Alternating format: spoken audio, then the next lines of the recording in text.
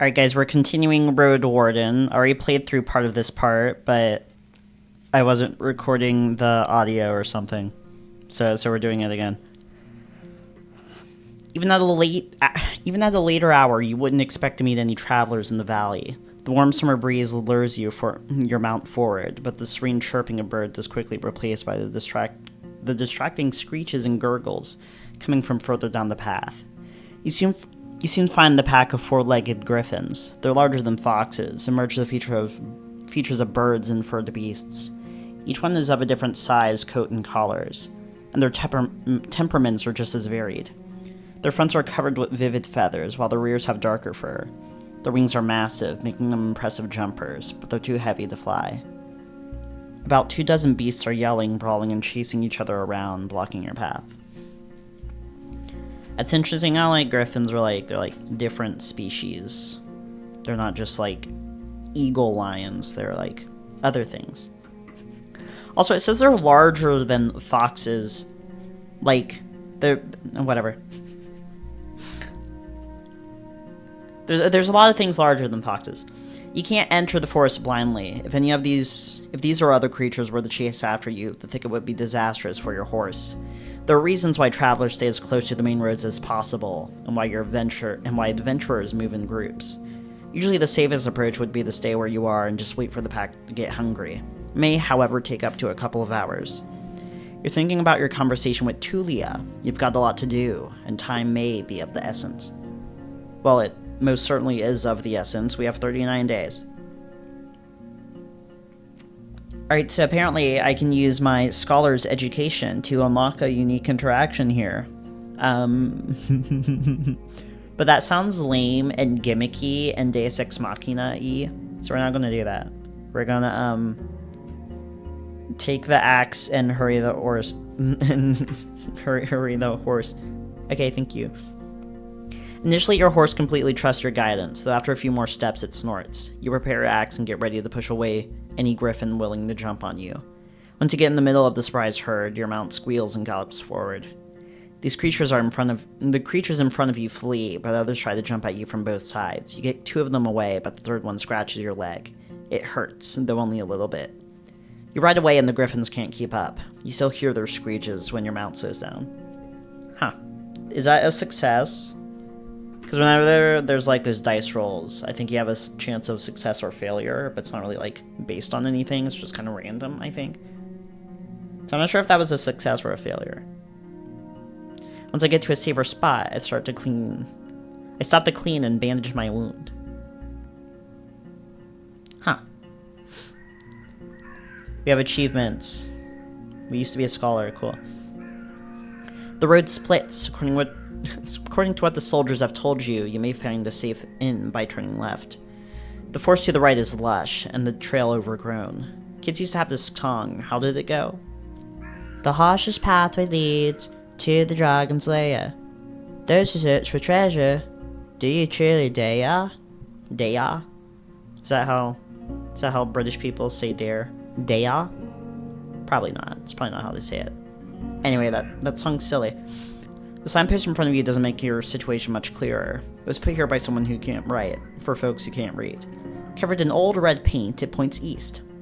Blood there, as people say. Danger to be found. There's not a soul to ask for guidance. Okay. Look at horse. What's horse's name? Its name is Zephyr. That's not how you spell Zephyr. Zephyr. Zephyr. Zephyr. Zephyr is peaceful as you stroke its mane. Maybe it can't help you choose a path, but you spent many years together. Happy to go on, it takes a couple of steps forward.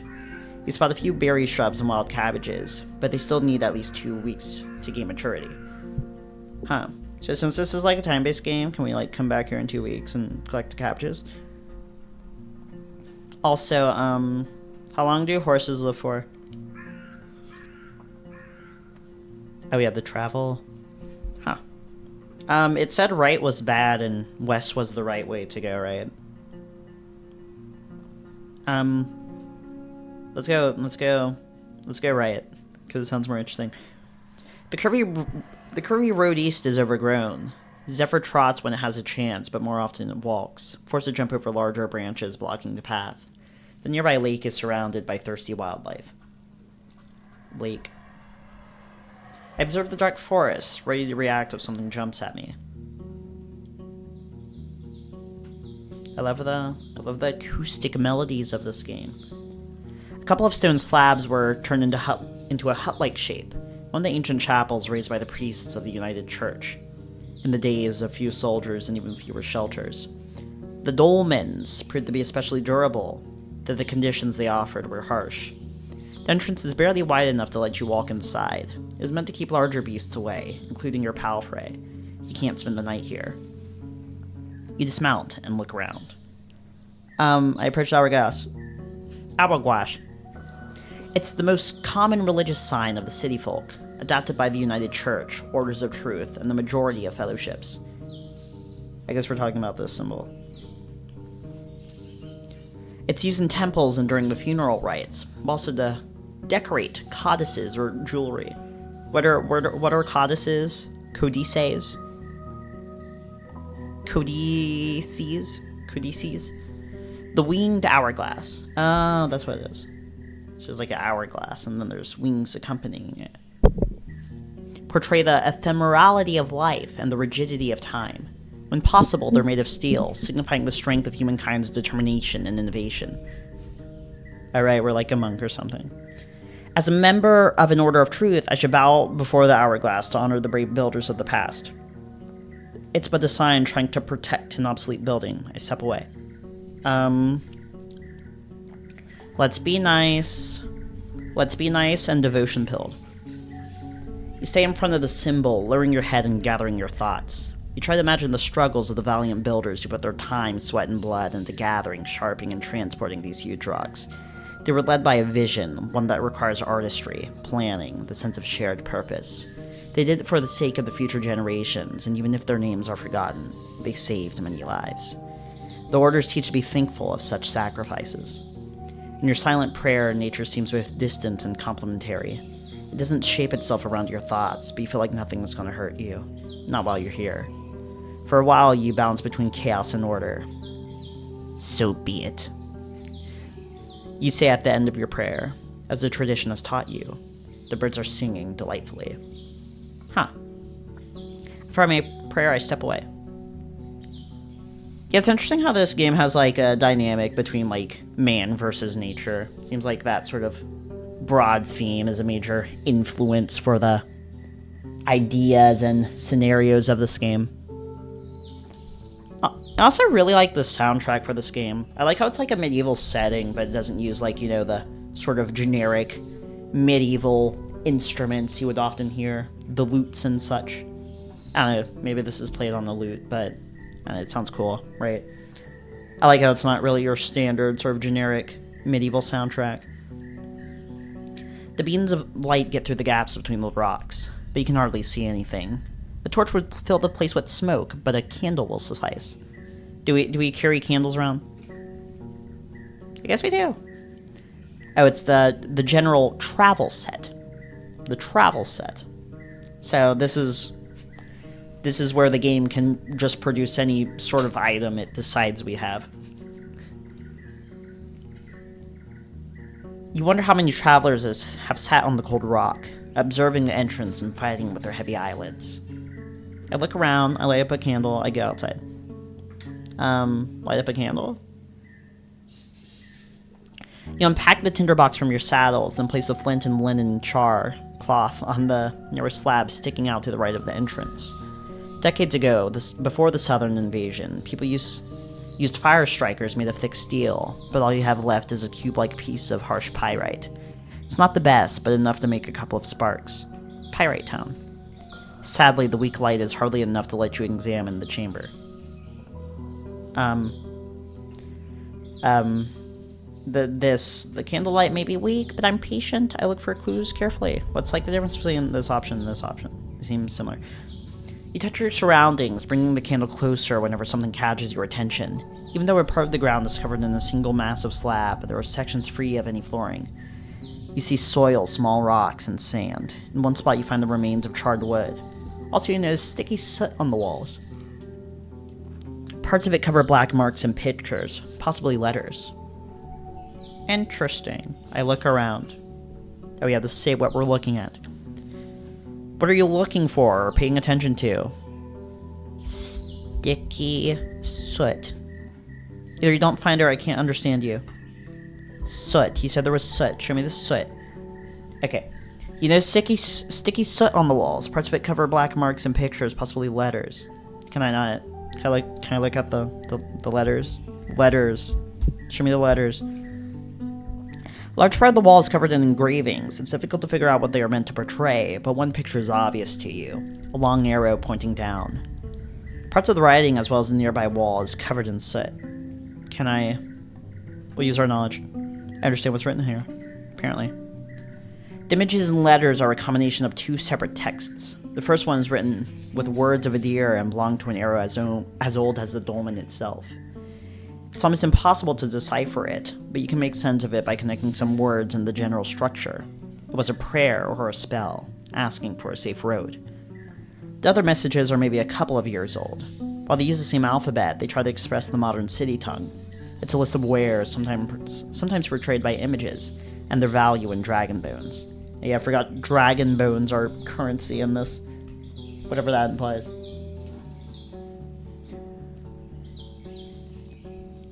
Huh. Some of the pictures are used as obscene insults. You see, for example, the head of a griffin or a sketch of a wolf. Someone was not happy with the prices they saw. Huh, that's silly. One passage is especially interesting. Trapdoor payment. Trapdoor payment. I guess that means the payment is as though it were a trapdoor or something. I like for something else.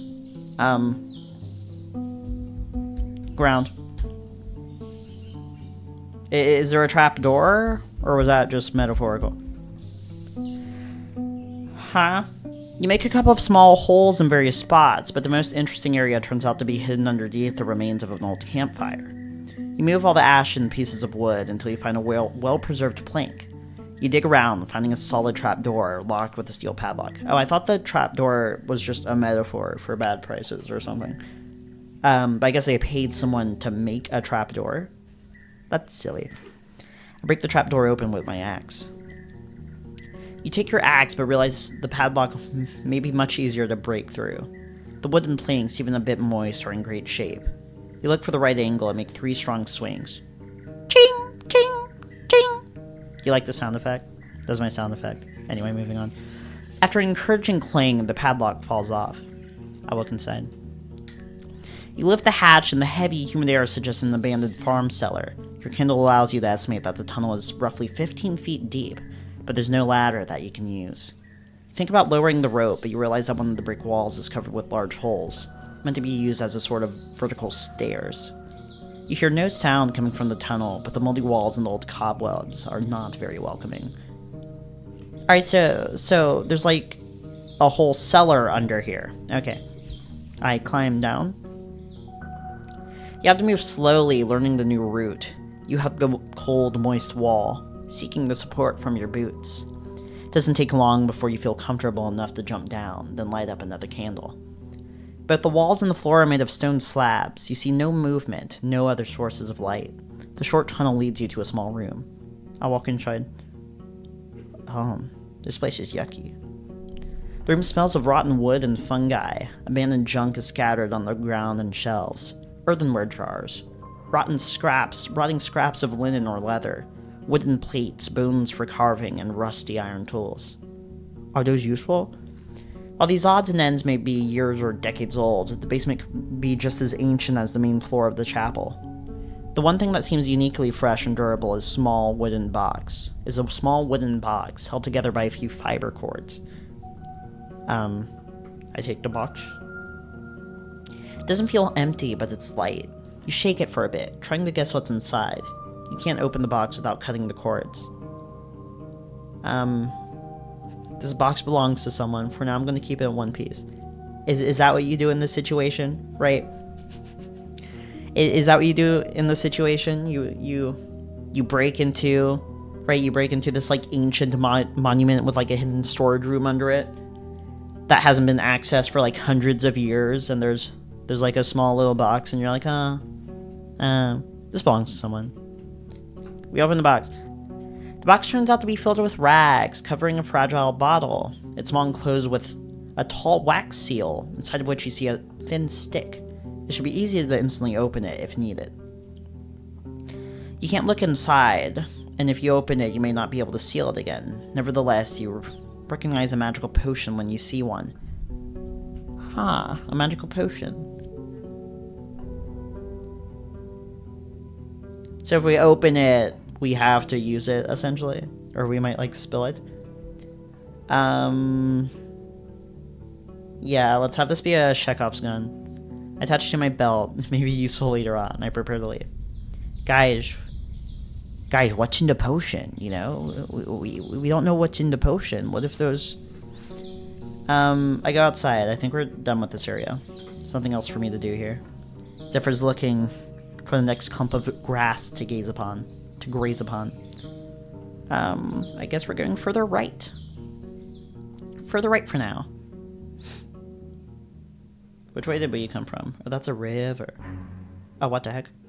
I didn't realize something interesting was happening. I was just looking at the scenery, but now there's dramatic music playing.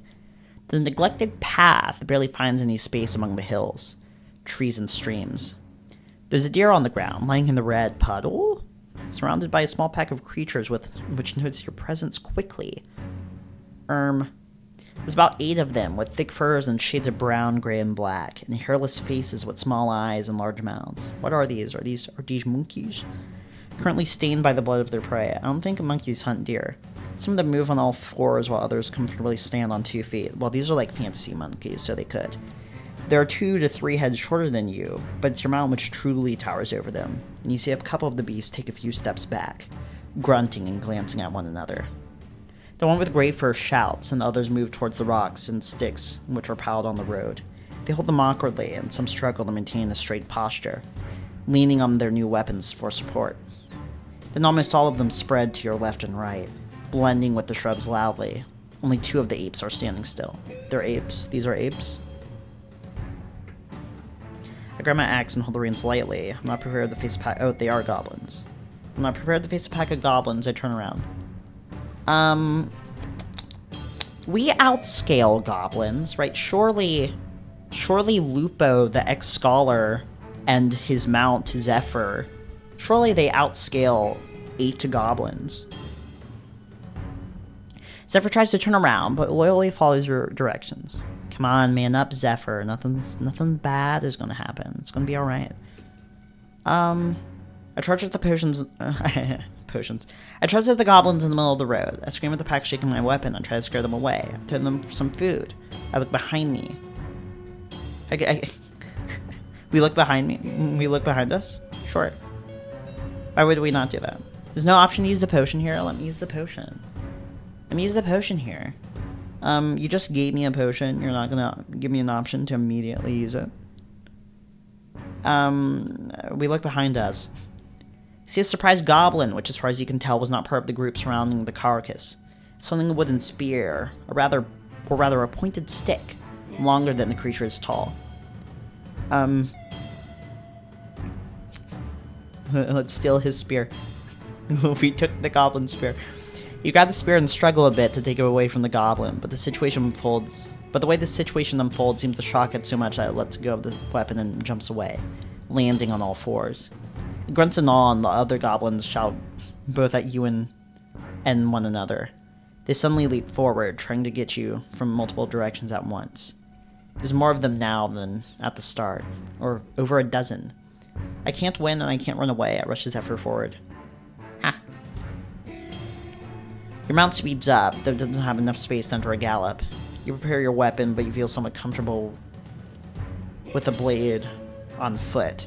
Fighting from a saddle is completely unfamiliar with you. The younger goblin attempts to stop your horse, but the strike it receives sends it into a nearby bush, screaming in pain.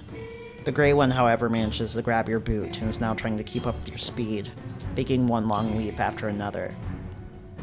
Your attack with the pointed stick almost hits the mark, but the creature makes such unpredictable movements that you struggle to land a good jab. How much of the action sequences of this game are just you galloping, you riding the horse through a horde of just the monsters as they try to attack you? It's happened twice so far, right? Hasn't happened a lot, but it's happened more than once, right? 2 nickels or whatever. I kick it off. Hit it with the pointed stick, not only piercing the beast's skull, but also using the impact to push it out of your way. It rolls over the road, and your mount runs faster. The tip is covered with blood. Your leg is free, and the road is clear. For a few moments, you hear the angry shouts and screeches, but soon after that, it's again only you and your mount.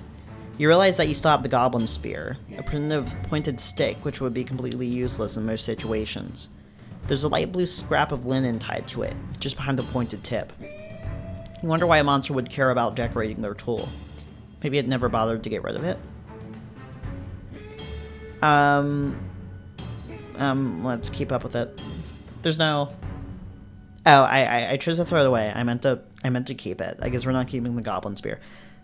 I was gonna say, why wouldn't you keep it in a game like it? There's no obvious inventory limit from what I've seen, so might as well pick up everything. Might come in handy later. But I guess we're not doing that. Right, we were gonna keep it, but we dropped it, and we didn't bother going back to get it.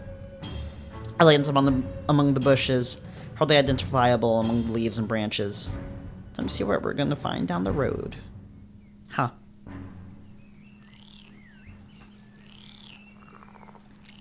Fallen tree. Alright, that was quite interesting. This fallen tree seems like a hassle though, so we'll end this part here. But next time we'll figure out what's going on with the fallen tree.